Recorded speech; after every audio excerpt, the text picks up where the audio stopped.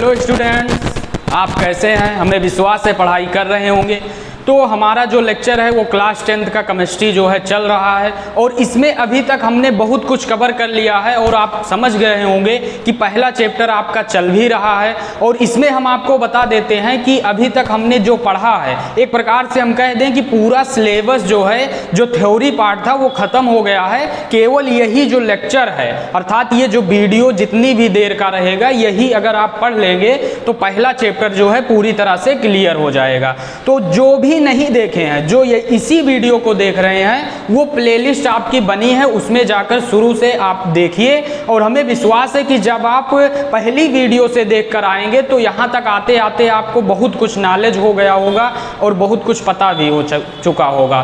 तो इसलिए आप क्या करिएगा, इस वीडियो में भी अंत तक बने रहिएगा और आप पढ़ाई करते रहिए। इसी के साथ हम चलते हैं लेक्चर पर। तो आज का हमारा लेक्चर है दैनिक जीवन में ऑक्सीकरण अभिक्रियाओं का महत्व। इसके पहले वाले लेक्चर में हमने देखा था कि ऑक्सीकरण अभिक्रियाएं क्या होती हैं। ऐसी रासायनिक अभिक्रिया जिसमें ऑक्सीजन का योग हो या हाइड्रोजन का निकास हो, उस रासायनिक अभिक्रिया को हम क्या कहते हैं? ऑक्सीकरण अभिक्रिया कहते हैं।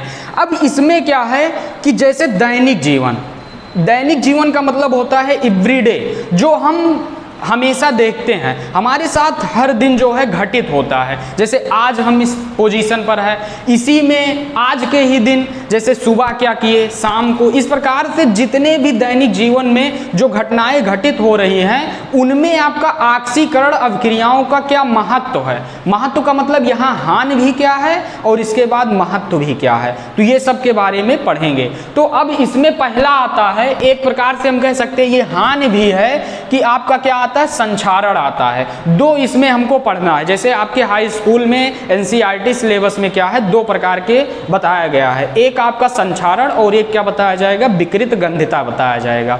तो पहले हम क्या देखते हैं? संक्षारण देखते हैं।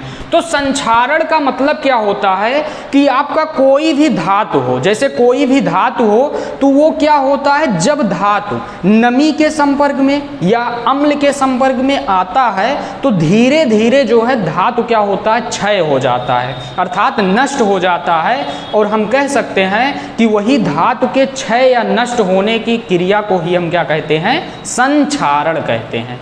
तो क्लियर हो गया होगा कि संक्षारण क्या होता है। संक्षारण का मतलब होता है धातुओं का क्षय होना।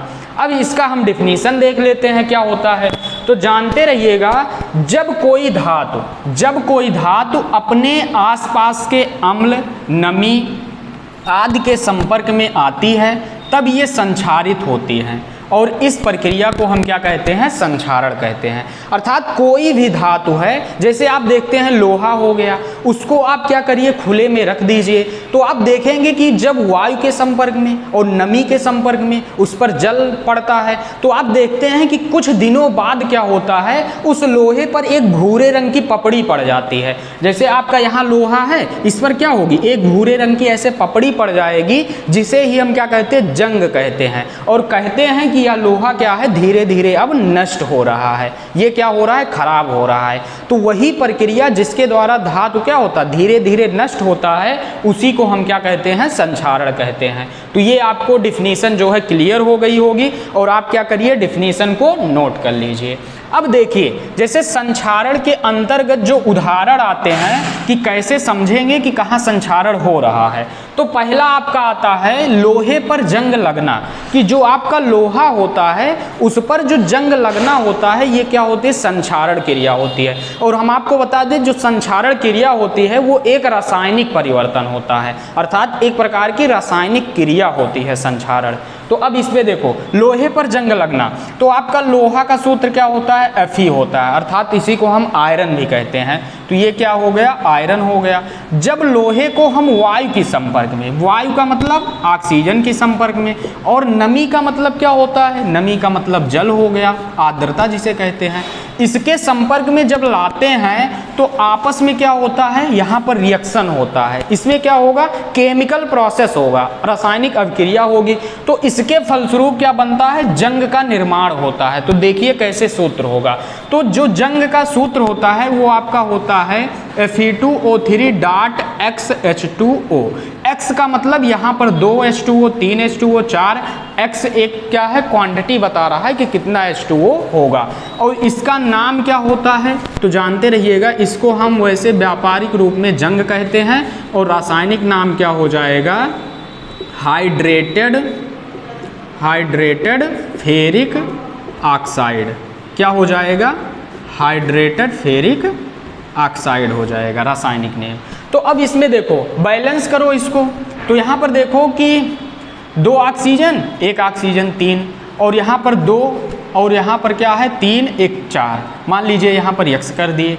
तो इसमें बैलेंस करने के लिए आप क्या करिए, यहाँ पर 4Fe कर लीजिए और यहाँ पर 3O2 कर लीजिए, और यहाँ पर क्या करिए 2H2O कर लीजिए, और यहाँ पर क्या कर लीजिए 2 कर लीजिए। यहाँ पर देखो 2x कर लीजिए। x का मतलब कितना क्वांटिटी है वो हमको पता नहीं है, कितना जल का अणु जो है इसके साथ जुड़ रहा है। तो अब देखो बैलेंस है तो 4Fe 2 दूना 4Fe, और इसके बाद 2 तिहाई 6, और यहाँ पर 2 8 हो गया, और यहाँ पर देखो 3 दूना 6 और 2XO हो गया। तो इस प्रकार से बैलेंस होता है। तो आपसे पूछा जाए जंग का सूत्र क्या होता है, तो जंग का सूत्र क्या होता है, हाइड्रेटेड फेरिक ऑक्साइड इसका रासायनिक नेम है, और सूत्र क्या है Fe2O3.X H2O। और कैसे बनता है, जब आपका लोहा जो है किसके संपर्क में आता है, वायु या नमी के संपर्क में आता है। तो ये बातें क्लियर है ना। अब इसके बाद देखिए कि ये कौन सा प्रोसेस है, एक रासायनिक प्रक्रिया है। और जानते रहिएगा कि जो आपका जैसे यहाँ पर जंग बन गया, तो अब इसमें क्या होता है, हम देखते हैं कि धीरे धीरे लोहा क्या होता है, खत्म हो जाता है ना, नष्ट हो जाता है। आप देखिए कि कहीं खुले में रख दीजिए लोहे से बनी वस्तुओं को, अगर हम उसको जैसे पानी के संपर्क में लगातार आता रहे तो वो धीरे धीरे क्या होगा, नष्ट हो जाएगा। और जो यहाँ पर परत बनती है हाइड्रेटेड फेरिक ऑक्साइड का, उसका कलर क्या होता है, भूरे रंग का, अर्थात कह सकते हैं कि भूरे रंग का क्या होता है, कलर होता है। तो ये बातें आपको समझ में आ गई होगी कि संक्षारण क्या होता है, और उसके अंतर्गत जो उदाहरण है लोहे पर जंग लगना वो कैसे होता है।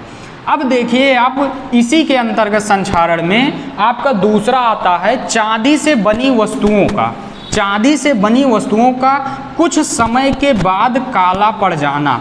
अब देखो इसमें क्या होता है, जैसे आप घरों में देखे होंगे कि आभूषण होता है, तो आभूषण अधिकतर किससे बने होते हैं, चांदी के बने होते हैं। तो आप देखते हैं कि जो चांदी के बने आभूषण होते हैं वो कुछ समय बाद जो है धीरे धीरे काले पड़ जाते हैं। अब दिमाग में आया कि ऐसा क्यों होता है, जैसे काले पड़ जाते हैं तो क्यों होता है। तो अब इसमें ये होता है कि जैसे शहरों में ज़्यादा देखा जाता है, क्योंकि शहरों में क्या होता है, वाहनों से जो धुआं निकलता है उसमें हाइड्रोजन सल्फाइड गैस होती है। कौन सी, हाइड्रोजन सल्फाइड गैस होती है। और जो हाइड्रोजन सल्फाइड गैस होती है वो आपका सिल्वर के साथ, सिल्वर का मतलब क्या है, चांदी है Ag, और हाइड्रोजन सल्फाइड गैस इसके साथ क्रिया करके आपका क्या बनाता है, Ag2S बनाता है, अर्थात सिल्वर सल्फाइड बनाता है। और यहाँ पर 2 कर लेंगे, और इसके बाद यहाँ पर क्या कर लेंगे, 2 कर लेंगे, और प्लस हाइड्रोजन गैस क्या होगा, बाहर निकल जाएगा।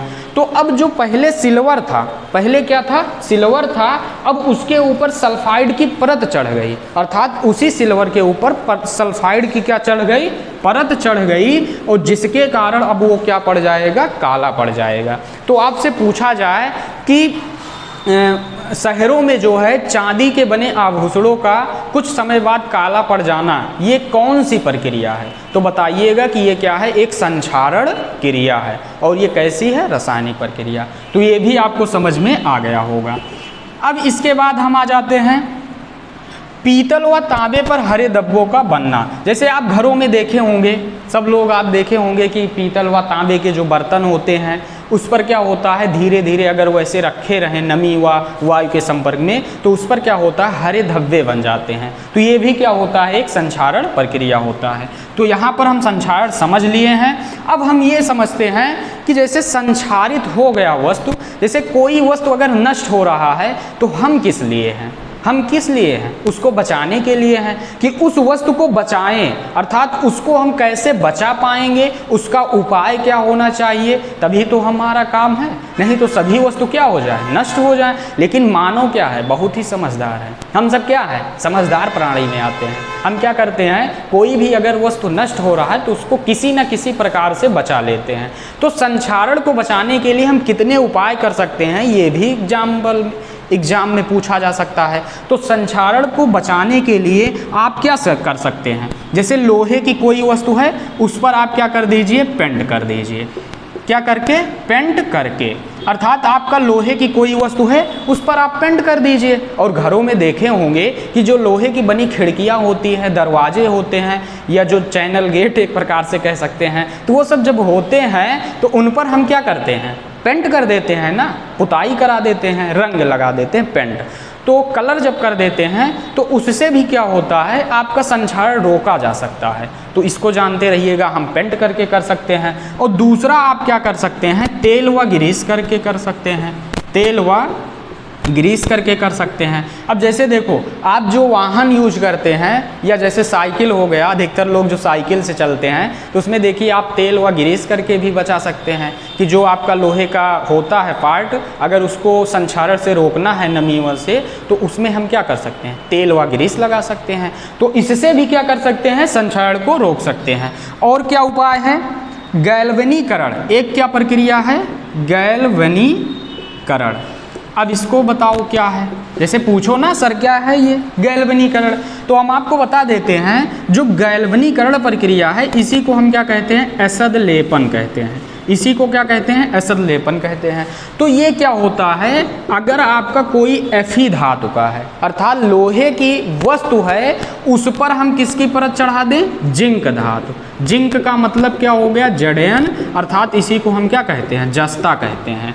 तो अब हमारा कहने का मतलब ये है कि कोई भी अगर लोहे की वस्तु है उस पर जिंक की परत चढ़ा दी जाए तो इसी प्रक्रिया को हम क्या कहते हैं, गैल्वेनीकरण, गैल्वनाइजेशन कहते हैं, या उसी को हम क्या कहते हैं, यसद लेपन कहते हैं। तो हम कह सकते हैं कि कोई भी अगर लोहे की वस्तु है उस पर हम क्या कर सकते हैं, जिंक की परत चढ़ा दें, तो इससे भी हम क्या कर सकते हैं, संक्षारण को रोक सकते हैं। तो ये भी बात तो आपको क्लियर हो गई होगी। पढ़ने में तो आनंद आ ही रहा होगा ना, मज़े से पढ़ो। अब देखो इसके बाद क्या कर सकते हैं, कलई करके कर सकते हैं। चौथा पॉइंट हम क्या कर सकते हैं, कलई करके कर सकते हैं।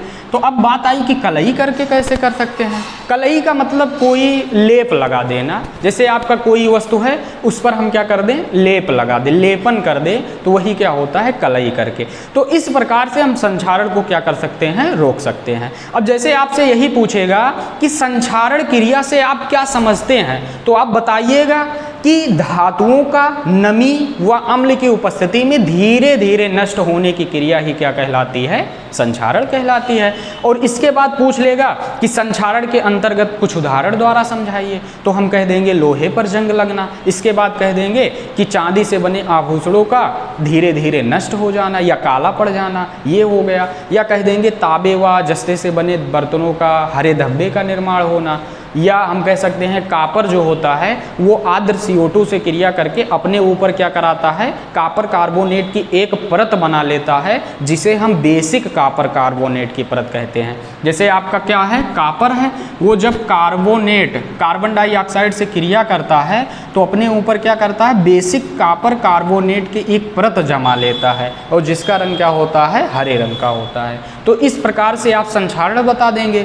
और इसके बाद अब बात आई कि जंग, तो आप जानते रहिएगा जंग लगना कैसे है, रिएक्शन क्या है, उसको जरूर याद कर लीजिए। अब इसके बाद आता है कि जब संक्षारित तो हो गया, लेकिन अब उसको हम रोकेंगे कैसे, तो उसको रोकने के लिए हम क्या कर सकते हैं, वही बात आई, पेंट करके हम कर सकते हैं, तेल व ग्रीस करके कर सकते हैं, गैल्वेनीकरण करके कर सकते हैं। गैल्वेनीकरण का मतलब लोहे की धातु पर जिंक धातु की परत चढ़ाना। या हम क्या कर सकते हैं, कलई करके कर सकते हैं। तो अब पूछो क्या सर इसी से कर सकते हैं, और क्या मेथड नहीं है, तो हम आपको बता देते हैं इसमें क्या होता है, अभी और सारे मेथड हैं। जैसे आप विद्युत लेपन करके भी कर सकते हैं। कोई आपका क्या है, धातु का बना पदार्थ है उस पर क्या करिए, विद्युत द्वारा लेपन कर दीजिए, तो उससे भी क्या होगा, बन जाएगा। या एक एनोडीकरण प्रक्रिया होता है, जैसे लोहे की वस्तु जो बनी है उस पर जब आप एल्युमिनियम धातु की परत चढ़ाते हैं तो उस क्रिया को हम क्या कहते हैं, एनोडीकरण कहते हैं। तो इतना आप क्या करिए, नोट करिए। अब इसके बाद हम दूसरा बताते हैं कि ऑक्सीकरण कैसे हुआ। और इसमें एक बात समझ लीजिए कि ऑक्सीकरण का महत्व कहाँ है। जैसे देखो Fe था प्लस O2 प्लस XH2O लिखे थे ना, और इसी से क्या बना, Fe2O3 डॉट XH2O बना।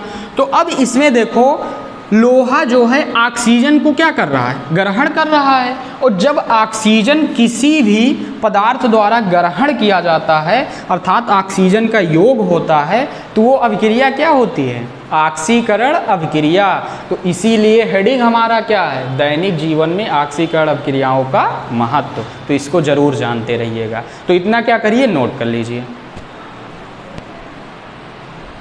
अब इसमें देखिए अगला हमारा क्या है, जैसे हम ऑक्सीकरण का अभिक्रियाओं का महत्व पढ़ रहे थे उसमें दूसरा क्या आता है, विकृत गंधिता आता है। पहला हमने संक्षारण बता दिया। अब देखो विकृत गंधिता क्या होता है, रैंसिडिटी। अब इसमें क्या होता है, विकृत, विकृत का मतलब होता है बदल जाना, और गंध मतलब गंध। अर्थात ऐसे अगर नॉर्मली हम सिंपल दिमाग लगाएं, देखो कोई भी शब्द हो अगर वो उसका अर्थ कहीं से निकल रहा है तो उसको जोड़िए, रिलेट करिए, तब आपका क्या हो जाएगा, आसान हो जाएगा। तो विकृत गंधिता, विकृति का मतलब क्या होता है, बदलाव, और गंधिता मतलब गंध में बदलाव। वैसे हम देखें तो गंध में बदलाव हो जाना। तो अब इसका हम क्या पढ़ लेते हैं, डिफिनीशन पढ़ लेते हैं कि वास्तव में क्या होगा। तो इसमें है कि जब वसायुक्त या तैलीय, वसायुक्त का मतलब ऐसा पदार्थ जिसमें वसा से युक्त हो, और तैलीय खाद्य पदार्थ, खाने वाला पदार्थ। अब यहाँ पर ध्यान आ जाना चाहिए कि हम क्या क्या खाते हैं, कमेंट में बताइएगा। जैसे खाद्य पदार्थ ये मत कहिएगा कि हम भोजन में क्या क्या खाते हैं। जो आप तैलीय पदार्थ यूज करते हैं, वसायुक्त पदार्थ, उसको जैसे चिप्स उप्स हो गया उसमें। अब खाद्य पदार्थ को लंबे समय तक रखा जाता है तो उसके स्वाद तथा गंध में परिवर्तन आ जाता है, जिसे विकृत गंधी कहते हैं, और यह प्रक्रिया विकृत गंधिता कहलाती है। अब इसके वर्ड को समझते हैं। जब वसायुक्त एवं तैलीय खाद्य पदार्थ को, जैसे आपका चिप्स हो गया, उसमें देखिए वो क्या है, तैलीय पदार्थ है ना एक प्रकार से। तो जब वसायुक्त या तैलीय पदार्थ को हम लंबे समय तक रखते हैं तो उसके स्वाद, कि उसका जो स्वाद है और उसके गंध में क्या हो जाता है, परिवर्तन आ जाता है, और इसको हम क्या कहते हैं कि विकृत गंधी हो गया है। और जो ये प्रक्रिया होती है इसी को हम क्या कह देते हैं, विकृत गंधिता कह देते हैं। तो विश्वास है आपको विकृत गंधिता समझ में आ गया होगा। तो अब इसका अगर हम समान लॉजिक देखें तो विकृत गंधिता का मतलब होता है गंध व स्वाद में क्या हो जाना, बदलाव हो जाना। अब बात आई कि ये क्यों होता है, अर्थात कैसे होता है, तो हम आपको बता देते हैं कि जो ये प्रक्रिया होती है ये ऑक्सीकरण के कारण होती है। अब पूछो सर ऐसा क्यों होता है, तो आप जानते रहिएगा। जैसे देखो आपका क्या है, यहाँ पर कोई पदार्थ है अर्थात तैलीय पदार्थ है, तैलीय पदार्थ है। जब इसको क्या करेंगे, वायु के संपर्क में लाएंगे, तभी तो आपका क्या होता है, स्वाद व गंध बदलता है। जैसे देखो चिप्स आप देखे होंगे, उसकी पैकेट हमेशा बंद क्यों होती है, या चिप्स की पैकेट को जब हम खोल देते हैं तो देखते हैं कि थोड़े समय बाद क्या होता है, चिप्स का कोई मतलब ही नहीं रहता है, उसका गंध तो बदल ही जाता है और स्वाद भी बदल जाता है। तो ऐसा क्यों होता है, कभी दिमाग से सोचे। आज यहाँ पर आपको पता चलेगा ऐसा क्यों होता है। ऐसा इसलिए होता है कि जो आपका तैलीय पदार्थ है वो वायुमंडल की ऑक्सीजन से क्रिया करके क्या हो जाती है, ऑक्सीकृत हो जाती है। वो क्या हो जाती है, ऑक्सीकृत हो जाती है, अर्थात उसका क्या हो जाता है, ऑक्सीकरण हो जाता है, जिसके कारण उसके स्वाद व गंध में क्या हो जाता है, परिवर्तन हो जाता है। तो आपसे पूछा जाए कि कोई पदार्थ विकृत गंधी अर्थात विकृत गंधिता दिखाता है तो इसमें कौन सी रासायनिक अभिक्रिया हो रही है, तो आंसर क्या होगा, ऑक्सीकरण अभिक्रिया हो रही है। अब बात आई कि अब ऐसा हो गया तो क्या हम चिप्स खाने को नहीं पाएंगे। अगर ऐसा हो जाए, स्वाद बदल जाए, तो लंबे समय का मतलब कि आज हम बनाएं 2-4 दिन या 1 महीने 2 महीने बाद अगर चाहें तो खाने को नहीं मिलेगा, मिलेगा। ऐसा कैसे पॉसिबल हुआ? तो ऐसा इसलिए हुआ कि आप देखेंगे कि चिप्स खरीदने जाओ या कोई भी पैकेट हो जो तैलीय पदार्थ हो, तो उसमें क्या होता है, गैस भरा रहता है। उसमें क्या होता है, गैस भरा रहता है। आप देखेंगे कि पैकेट जो है फूला रहेगा, लेकिन जब आप देखेंगे तो उसके अंदर बहुत कम ही जो प्रोडक्ट होता है वो रहता है। अब बात आई कि कौन सा गैस भरते होंगे, तो जानते रहिएगा उसमें क्या होता है, नाइट्रोजन गैस भरते हैं। ऑक्सीजन गैस को पहले निकाल देंगे। अब बात आई कि ऑक्सीजन गैस को क्यों निकालते हैं? अगर ऑक्सीजन गैस होता तो वो क्या कर देता, ऑक्सीकरण करवा देता, और जब ऑक्सीकरण करवा देगा तो वो उसका स्वाद और गंध क्या होगा, बदल जाएगा। तो इसलिए क्या करते हैं, चिप्स की पैकेट से ऑक्सीजन गैस को निकाल देते हैं और उसमें नाइट्रोजन गैस भर देते हैं। तो अब पूछो सर नाइट्रोजन गैस भरने से क्या लाभ हुआ? तो नाइट्रोजन गैस जो होता है वो निष्क्रिय, एक प्रकार से कह सकते हैं अक्रिय तत्व होता है, बहुत ही कम रिएक्टिव होता है। तो वो क्या करता है, जल्दी से ऑक्सीकृत नहीं होता है, और जिससे आपका जो चिप्स की पैकेट होती है वो बहुत लंबे समय तक जो है उसका गंध व स्वाद बदलता नहीं है। तो आपसे ये क्वेश्चन पूछा जाता है कि चिप्स की पैकेटों में नाइट्रोजन गैस का उपयोग क्यों करते हैं? तो आप इतना बताइएगा, चिप्स के पैकेटों में हम नाइट्रोजन गैस का उपयोग इसलिए करते हैं क्योंकि नाइट्रोजन क्या होता है, बहुत ही कम अभिक्रियाशील होता है और उसका ऑक्सीकरण आसानी से होता नहीं है और उसके स्वाद में परिवर्तन भी बहुत देर में होगा, इसको कहते हैं। अब बात आई कि इसको रोकने के लिए और क्या उपाय कर सकते हैं? तो इस क्रिया को अर्थात विकृत गंधिता को रोकने के लिए हम प्रतिऑक्सीकारक एंटीऑक्सीडेंट पदार्थ का यूज करते हैं। जैसे ऑक्सीकरण हो रहा है ना, तो उसका क्या ला देंगे, एंटी ला देंगे। जैसे आपको पता होगा अगर किसी को जहर अर्थात पॉइजन है तो उसके सुई का क्या नाम होता है, एंटी पॉइजन, प्रतिद्वंदी, उसी का प्रतिद्वंदी ला दे। तो उसी प्रकार से ऑक्सीकरण के कारण क्या हुआ, खराब हुआ, तो हम उसका एंटी ला दिए, प्रतिऑक्सीकारक पदार्थ, और इसी को हम क्या कहते हैं, अपचायक पदार्थ भी कहते हैं। अब यहाँ पर दिमाग की बत्ती खुल जानी चाहिए। अब पूछो कैसे? अपचायक पदार्थ क्या होता है?